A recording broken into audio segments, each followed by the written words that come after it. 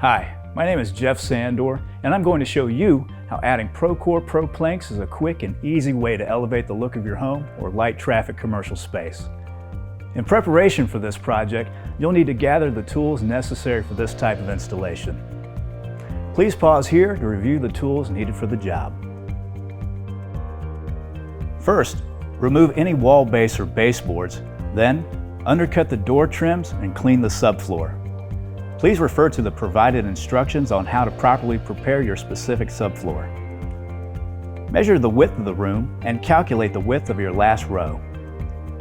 To avoid thin pieces or to balance the area, you may need to reduce the width of your first row appropriately.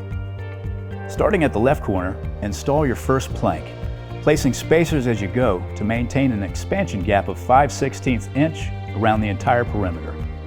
Use the side and end without the extended locking mechanisms against the wall. Connect the second piece by laying it flat on the substrate, carefully line it up, and slide the locking mechanism together.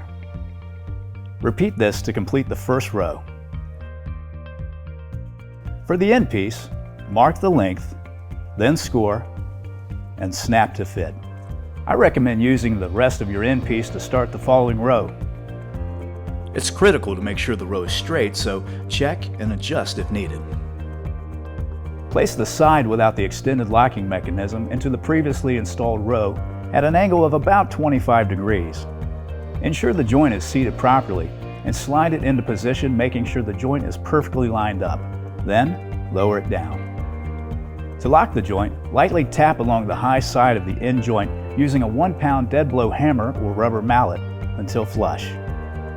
Continue filling in rows, selecting randomly from different boxes until your floor is complete. And there you have it, a beautiful new floor that's sure to enhance the look of your home or business. ProCore Pro, now available at Lowe's.